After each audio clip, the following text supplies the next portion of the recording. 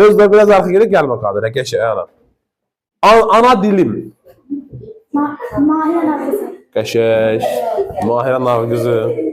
Biraz çətinləşir eləmi? Sakit. Qəsd edilmiş gözəllik sonuncu əsərimiz.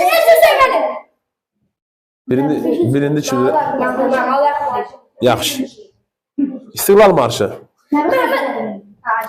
Ayşəm alqışlayırıq. Emin'in rəqibləri də biraz rahat oldu.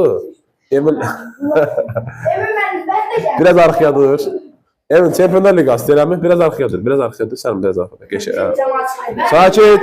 İndi 5 dənə sual verəcəm. Naibə Yusif. Birinci Emin dedi. Yaxşı. Bir dənə dastan adı denən. Seçdiyimiz. Dastan Koroğlu. Hansı hissə? Aman deyirəm. Düzdür. Koroğlu götürə bilərik. Neçə oldu? 2-0.